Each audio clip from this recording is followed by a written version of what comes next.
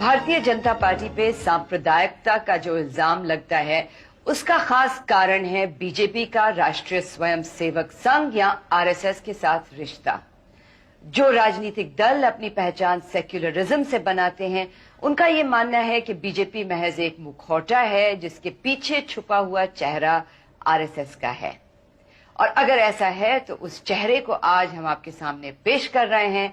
आइए मिलिए आरएसएस के सरसंघचालक प्रोफेसर राजेंद्र सिंह या रज्जू भैया से।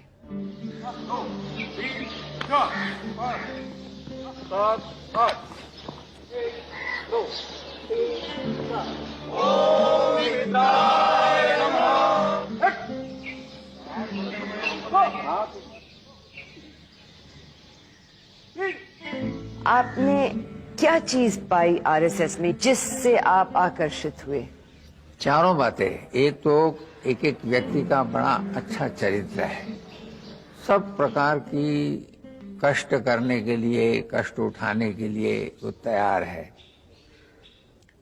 बड़ा लर्नेड है, होशियार है, पढ़ा लिखा है। जैसे कि अन्य अन्य संस्थाओं के लोग दिखते थे, ऐसे नहीं। तो बड़े, हमको तो जो बात करने वाले साथी मिले वो बड़े योग्य थे।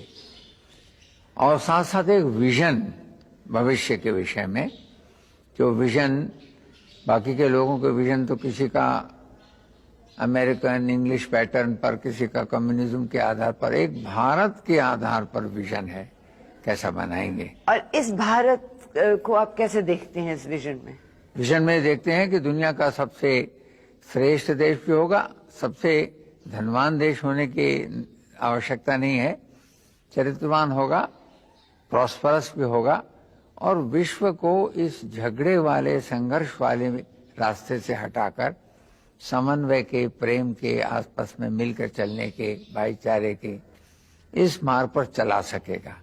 मगर वही चला सकेगा भारत कि जो खुद मजबूत है, समृद्ध है और किसी के आगे हाथ फैलाने के लिए किसी चीज में तैयार नहीं है। आरएसएस को एक फासिस्ट और सांप्रदायिक संस्था माना जाता है, लेकिन रज्जू भैया का मानना है कि आरएसएस बदनाम हुई है सिर्फ कांग्रेस पार्टी की प्रोपेगेंडा की वजह से। वो कहते हैं कि ये प्रोपेगेंडा गांधी जी की हत्या से पहले ही शुरू हो गया था। अगर बात सिर्फ प्रोपेगेंडा की है तो आम भारतीय मुसलमान आरएसएस के नाम से इतना डरता क्यों है? हम खुशामद नहीं करते, हम कहते हैं कि आप भी इसी देश के नागरिक हैं। जो सबको कष्ट हो रहा है वो आपको भी भोगना चाहिए। Why should you expect some special treatment for yourself? Special place इसलिए दी गई क्योंकि मुसलमान पिछड़े हुए हैं इस देश में। जो पिछड़े हुए नहीं थे वो तो पाकिस्तान चले गए थे। हमारे एक मित्र हैं लखनऊ में, उन्होंने मदरसे की कैरिकुलम का स्टडी किया है, उसमें उनको बायोग्राफीज पढ़ाते हैं। तो बायोग्राफीज में आपको सुनकर आश्चर्य होगा, 100 बायोग्राफीज 5 साल में मदरसे में पढ़ाते हैं। उसमें केवल 4 बायोग्राफीज हिंदुस्तान की है, और उनमें किसकी है? मौलाना आजाद, जाकिर हुसैन, महात्मा गांधी, जवाहरलाल। और बाकी हारून रशीद, सुलेमान, उमर, हजरत अली, सब तीन देशों से उनको बेचारों को कुछ मतलब ही नहीं है। और उनको विवेकानंद नहीं मालूम, उनको रामकृष्ण नहीं मालूम, उनको बंकिम चंद्र नहीं मालूम। तो इसलिए इस देश की उनकी एजुकेशनल पैटर्न पर भी कोई खर्चा नहीं करती उनकी संस्थाएं, बाहर से पैसा लेकर, और सब मस्जिदों की रिपेयर, सब मस्जिदों को अच्छा बनाने में करती हैं। उनका खर्चा अगर वो हो तो बहुत मुस्लिम का अपलिफ्ट हो। पर आपके भी जो स्कूल हैं, ये शिशु मंदिर वगैरह, वो भी तो सेक्युलर नहीं है, उसमें भी तो हिंदू धर्म पे सिखाया जाता है। देखिए, हिंदू धर्म जो है वो वास्तव में ऐसा वाइड और विशाल है, मानवतावादी, कि उसके अंदर कहीं कोई संप्रदाय की बात ही नहीं है, कोई संकुचित बात नहीं है। वही सब पढ़ाते हैं। रामायण है, महाभारत है। अंग्रेजों के काल में हम लोग यहाँ पढ़ते थे, रामायण के अंदर से तो सबको रास्ता मिलता है। जो पूजा होती है सुबह, वो तो वहां पर केवल सरस्वती की, क्योंकि सरस्वती जो है वो शिक्षा की देवता है। चाहे पिलानी में देख लीजिए, चाहे रुड़की यूनिवर्सिटी में देख लीजिए, सरस्वती को शिक्षा की देवता माना। हम नहीं, इंडोनेशिया में शिक्षा की देवता मानकर उसकी पूजा करते हैं। पर हम सुबह जब ये शाखा होने के बाद जब आ रहे थे और आपने हमको महापुरुषों की तस्वीरें दिखाई, उसमें एक भी मुसलमान नहीं है क्या इस देश में? नहीं है, आपने ऊपर नहीं देखा। हम लोग 4 को तो अपनी इसमें भी गिनते हैं। कबीर थे या रहीम थे या रसखान थे या जायसी थी, पढ़ाई के लिए भी रखे हैं। परंतु जब तक कि उनका वो एटीट्यूड आता तब तक ही अंग्रेजों की और कांग्रेस की इस लड़ाई ने उसको बिगाड़ दिया। अन्यथा शायद जैसा कि उस काल में आने लगा था, भक्तों में आने लगा था, इस काल में अगर कांग्रेस ने जिस ढंग से डील किया वैसे न डील करती तो अशफाकुल्ला जैसे 4, 6, 10 लोग पैदा होते। कि जिस अशफाकुल्ला ने कहा कि भाई हमें तो इस जमीन से प्रेम है, कोई आरजू नहीं है, गर आरजू तो इतनी कोई रख दे जरा सी खाके वतन कफन में। बस अब इसके बाद सब लोग नाश्ता वाश्ता करेंगे। आरएसएस की देशभक्ति में क्योंकि हिंदू धर्म भी शामिल है, मुसलमानों का डर काफी हद तक स्वाभाविक है। लेकिन रज्जू भैया मानते हैं कि मुसलमानों को हिंदुओं की गुडविल प्राप्त करनी चाहिए और वो सिर्फ तब मिल सकती है जब मुसलमान 3 विवादों से घिरी धार्मिक जगहें हिंदुओं को वापस कर दें। मैंने एक बड़ा भाषण वहाँ दिया हैदराबाद में, तो उसमें मुसलमान सुनने के लिए आए। समझे कि भाई ये बड़ा खूंखार आदमी है, जरा इसका भाषण सुना जाए। तो भाषण सुना तो देखा कि सारी बातें बड़ी रीजनेबल है। हमने कहा देखो भाई, ये 3 जगह हैं कि जहाँ लाखों हिंदू जाता है, तो इन तीनों जगह में आपके लिए तो मक्का मदीना बिहार शरीफ वगैरह कुछ नहीं है। आप अगर इनको दे देंगे, यहाँ मंदिर बन जाएंगे, तो ये जो आपस का और एक दूसरे पर शक है ये समाप्त हो जाएगा। शाम को मिलने आए बोलो, तो कहने लगे कि साहब हमको डर बहुत लगता है। हमने कहा देखो भाई, इस डर से बचाने के लिए क्या चीज हो सकती है? देश में 7 लाख गांव हैं, 25,000 थाने हैं, तो थानेदार तो बचा नहीं सकता। बिहार के अंदर चुनाव के समय या एमसीसी से नहीं बचा सकता। हिंदू की गुडविल प्राप्त करो। गुडविल कैसे प्राप्त होगी? बड़ी सरल चीज है। ये 3 चीजें आप अगर 3 स्थान दे देते हैं, इतना बड़ा हिंदू के सोचने में परिवर्तन होगा। वो कहेगा कि देखो, ये आज देश में रहने वाला मुसलमान हमारी भी इज्जत करता है, हमारी भावना की भी इज्जत करता है। तो हम तो ऐसी चीजें फैलानी चाहते हैं कि आपस में एक दूसरे की भावना की इज्जत हो, किसी प्रकार का भय न रहे। पर इस भय को रात दिन वो पॉलिटिकल पार्टी जो चाहती है कि मुसलमान हमेशा उनके साथ रहे, तो it has become a political game. RSS पे पहली दफा बैन लगाया गया गांधी जी की हत्या के बाद। कांग्रेस सरकार ने ये कहकर बैन लगाया कि नथुराम गॉडसे आरएसएस के सदस्य थे। लेकिन रज्जू भैया का कहना है कि अगर गॉडसे को आरएसएस का मेंबर माना जा सकता है, तो उसको कांग्रेस का भी मेंबर हम कह सकते हैं, क्योंकि आरएसएस में आने से पहले वो कांग्रेस में थे। ये भी एक बड़ी मजेदार चीज है। वो व्यक्ति आरएसएस में था, परंतु उससे पहले कांग्रेस में था। आरएसएस में भी 2-3 वर्ष रहकर कोई 36-37 में उसने आरएसएस छोड़कर वो हिंदू सभा ज्वाइन की। हिंदू सभा में भी कुछ दिन रहा। हिंदू सभा को भी कहा कि ये प्रोसेस बड़ा स्लो है, छोड़कर उसने अपनी संस्था बनाई। तो उसने आरएसएस को अपनी अखबार में, जो अखबार निकालता था, खूब गालियां दी हैं। तो ऐसी अवस्था में जब उसने ये कोई कृत्य किया, तो जो आरएसएस को क्रिटिसाइज करता है, गाली देता है, बुरा भला कहता है, उसको ये मानना कि आरएसएस का सदस्य है। ऐसा ही होगा कि जिन्ना साहब को मानना कि वो कांग्रेस के सदस्य ये बात क्यों नहीं कभी सामने आई है कि कांग्रेस में भी होता था ना? कभी कभी आई है। बात है कि ये सारी चीजें रखने के लिए हम तो उतने पब्लिसिस्ट और प्रोपेगेंडिस्ट हैं नहीं, परंतु कहीं कहीं कहा है। और हमने ये भी कहा है कि गांधी जी तो हमारे कैंप्स को देखने के लिए, यहाँ पर वाल्मीकि मंदिर को देखने के लिए आए हैं, और गांधी जी की जितनी बातें हैं, तो चाहे गोरक्षा है, चाहे स्वदेशी है, चाहे अपनी भाषा है, चाहे ग्राम उत्थान है, काम तो हम तो गांधी जी के हम ही कर रहे हैं। परंतु ये है कि उनको उस समय प्रोपेगेंडा करने की मौका बहुत लग गया, ये कहकर, जबकि सरदार पटेल की जीवनी में लिखा है 26 दिन के अंदर ही सरदार पटेल ने कहा कि इसका किसी संस्था से कोई संबंध नहीं। आरएसएस इतनी बदनाम संस्था है कि जब कांग्रेस अध्यक्ष सीताराम केसरी ने हाल में इल्जाम लगाया कि आरएसएस ने कोयम्बटूर में एलके अडवाणी की हत्या करने की कोशिश की, तो कई सेक्युलर मिजाज लोगों ने इस बात पे यकीन किया। रज्जू भैया कहते हैं कि कांग्रेस उन पे इस किस्म के इल्जाम मुसलमानों को खुश करने के लिए लगाती है। अगर हम कल को कहें कि उन्होंने और इंदिरा जी की और उन्होंने राजीव की हत्या इसलिए कराई कि जिसके कारण से कांग्रेस को चुनाव में फायदा मिले, उनके दिल को कैसा लगेगा? केवल मुसलमान को खुश करने के लिए वो अगर ये कहते हैं कि ये तो भाई आरएसएस वालों ने की, तो इससे तो नाराजगी और बदमज़गी बढ़ेगी, घटेगी तो नहीं। कुछ बातों में तो कम से कम सबको ये तैयार होना चाहिए कि झूठ हम नहीं बोलेंगे, गलत काम नहीं करेंगे। अभी बाबरी मस्जिद थी कहाँ? पिछले 20 साल नहीं 50 साल से वहां भगवान की पूजा हो रही है। वो तो मंदिर है, स्ट्रक्चर एक खड़ा था, मस्जिद तो कोई नहीं थी, कभी वहां नमाज तो नहीं पढ़ी जाती थी। ऐसी बात कहेगा, केवल सत्ता हथियाने के ये धंधे हैं। अभी सब तो जल्दी वाले हैं।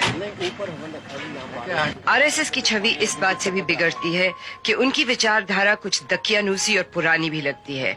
देश की कई गंभीर समस्याएं हैं, गरीबी, गंदगी, अशिक्षा, लेकिन आरएसएस के एजेंडे पे गौ हत्या पे प्रतिबंध और मंदिरों का निर्माण ज्यादा अहमियत रखता है। आदमी किसी काम को कब करता है तो पहले उसके अंदर का स्वाभिमान और हिम्मत जगनी चाहिए। हम कुछ नहीं कर सकते, हम किसी लायक नहीं हैं, हम तो दुनिया से भीख का कटोरा लेकर जाएंगे और जब मिलेगा तब चलेगी। ये तो चारों तरफ का आज वायुमंडल बना है। हमारा कहना है कि इस देश के पुरुषार्थ को, स्वाभिमान को, इसके अंदर की अभिमान को जगाइए, फिर आप ये सब कुछ कर सकता है। जैसे उन्होंने कहा कि हम आपको गौ हत्या बंद करने से या आर्टिकल 370 हटाने से कैसे देखिए ये बनता कैसे है, जगेगी ये स्वाभिमान कैसे जगता है। हमारे देश के लिए जो एक श्रद्धा का स्थान था, विदेशियों ने आकर उस श्रद्धा के स्थान को तोड़ा, गौ को मारने का तय किया। गौ का कहीं लिखा हुआ उनके उसमें नहीं है। तो अगर आज हमारे देश में, इस स्वतंत्र देश में भी हम कोई अधिकार नहीं है, तो हम काहे के स्वतंत्र हैं? स्वाभिमान से लेकिन सड़कें नहीं बनती हैं, बिजली नहीं पैदा होती है और न ही देश की वास्तव में तरक्की हो सकती है। इन चीजों के लिए लाखों करोड़ों रुपयों की जरूरत है और ये पैसा भारतीय उद्योगपतियों के पास नहीं है। लेकिन आरएसएस स्वदेशी का नारा कुछ साल पहले दे चुकी है और अभी भी उसमें विश्वास रखती है। रज्जू भैया ये भी मानते हैं कि भारत को एक्सपोर्ट्स कम ही करनी चाहिए। देश के लोगों को ही पूरा करते करते काफी बड़ी मात्रा में तो हमारी जो इंडस्ट्रीज हैं उसी में खपत हो जाएगी। फिर जो विदेश में भेजेंगे तो सच में एक्स्ट्राऑर्डिनरी गुड्स जो वहाँ लेबर के कारण से, इंडिविजुअल अटेंशन के कारण, अब क्या है आज भी हमारे छोटे उद्योगों की गुड्स हैं वही जा रही हैं विदेश में ज्यादा। पर बहुत बड़ी विदेश की पूंजी के या एक्सपोर्ट के नाम पर और आज देश में इंडस्ट्री चलाने की आवश्यकता नहीं। आज तो पहले अपनी ही आवश्यकता हमारी बहुत। हमारे देश में जब तक सड़कें नहीं बनेंगी, जब तक बिजली नहीं पैदा होगी, जब तक ये कई चीजें जिनको इंफ्रास्ट्रक्चर के सेक्टर में गिना जाता है, ये इंफ्रास्ट्रक्चर जब तक नहीं बनता है तो देश तरक्की नहीं कर सकता है। और इस इंफ्रास्ट्रक्चर के लिए बहुत पैसे की जरूरत है जो हमारे पास है नहीं। देखिए वो पैसे की भी जरूरत है, तो उस पैसे के साथ साथ स्वाभिमान की जरूरत है कि जो वो पैसा आता है उसमें से आधा भ्रष्टाचार में चला जाता है, उसका लगता नहीं है। सड़क इतनी मोटी बननी चाहिए, इतनी पतली बन के टूट जाती है। तो हमारे देश स्वाभिमान गौ हत्या बंद करने से कैसे स्वाभिमान ये आता है गौ हत्या बंद करने से? पहले तो यह है कि आपने गौ का अगर पूरा स्टडी किया तो इस देश की इकोनॉमी के लिए वो सब प्रकार से ऑर्गेनिक खाद देती है, वो हमको पावर देती है। किसी जमाने में नहीं, आज भी कहाँ मिलेगा? थोड़े दिनों के बाद कितनी, आज भी जितना ट्रांसपोर्टेशन है उसका 40% जो है वो बुलक कार्ट के द्वारा हो रहा है। पर इस पे गर्व होने के बजाय शर्म होनी चाहिए। नहीं, गर्व होगा इसीलिए कि या तो आप पेट्रोलियम के ऊपर पूरा वेस्टर्न कंट्रीज या गल्फ कंट्रीज पर डिपेंडेंट रहेंगी, कि जिस दिन उन्होंने अपनी पाइपलाइन बंद कर दी, आपकी सारी इंडस्ट्री ठंडी हो गई, आप अपने ऊपर से कुछ करें। और आज तो आपको आश्चर्य होगा कि ऑर्गेनिक खाद के ऊपर उगी हुई सब्जियां और फूल यही जर्मनी मंगा रहा है। अब अभी मैड काउ डिजीज हो गई, उनकी गौएं मारनी उनको पड़ी। अभी वहां चिकन डिजीज हो गई हांगकांग में, अभी कहीं पिग्स की डिजीज हो गई। हमारे देश में वेजिटेरियनिज्म था, कोई इतनी आवश्यकता ही नहीं थी पशुओं को मारने की। सब में तो नहीं था। नहीं, ठीक है, सब में नहीं था, मगर वो गौ मार के कोई नहीं खाता था। किधर से घुसेंगे? इस तरफ से आएंगे। आरएसएस के आर्थिक विचारों का भारतीय जनता पार्टी पे कम ही असर रहा है, लेकिन उनकी सामाजिक और धार्मिक सोच का काफी असर दिखता है और इसी से बीजेपी पे एक कम्युनल दल होने का इल्जाम लगता है। कुछ कंट्रोल कहना या उनसे हम चलाते हैं, ये हमारा विंग है, ये सब कल्पनाएं गलत है। बाकी रिश्ता ये है। परिवार का क्या मतलब हुआ फिर? परिवार का विचार होगा परिवार। हमारे विचार भारतवर्ष को महान बनाने का, अपनी प्राचीन संस्कृति पर गौरव करने का, ये सारे जो विचार हैं सब क्षेत्रों में हमारे कार्यकर्ताओं में हैं। तो राजनीतिक पार्टीज में से बीजेपी आपके विचारों के सबसे करीब, सबसे नजदीक है। इसमें कोई शक नहीं है कि आम भारतीय मुसलमान आरएसएस को डर की नजर से देखता है, लेकिन क्या ये डर अब बेबुनियाद होता जा रहा है? क्या आरएसएस अब उसी तरह बदलना चाहता है जैसे भारतीय जनता पार्टी पिछले 5 सालों में बदली है? रज्जू भैया की बातों से कुछ ऐसा ही लगता है। हिंदू तो संप्रदाय कभी सांप्रदायिकता से ग्रस्त रहा ही नहीं। हिंदू तो हमेशा, कई हिंदू सांप्रदायिक होते हैं, कुछ होते होंगे, परंतु हिंदू का राज्य कभी, जिसको आप कहेंगे कि भाई ये धर्म से प्रेरित होकर राज्य, कोई कभी इस देश में नहीं रहा। सबके साथ बराबर का ट्रीटमेंट।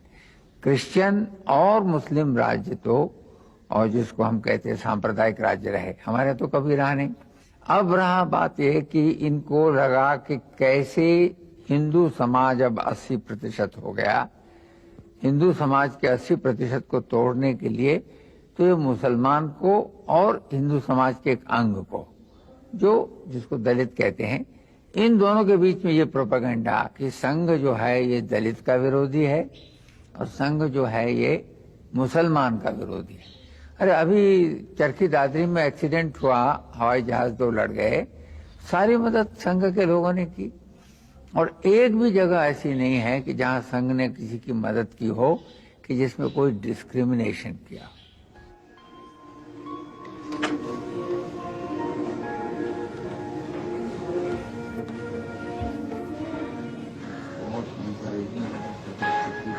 दीक्षित का आप नहीं आया।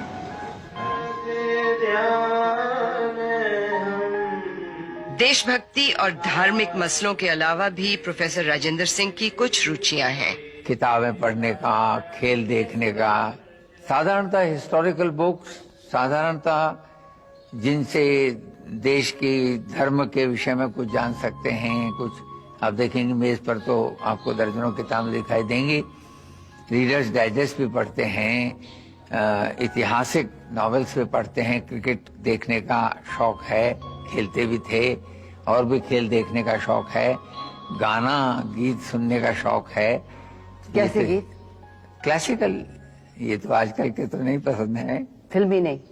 फिल्मी भी अगर अच्छा हो, देशभक्ति में हम छोड़ते चलते हैं, देश की नैया तुमको संभालना, ऐसे अच्छे अच्छे गीत जो होते थे वो पसंद हैं।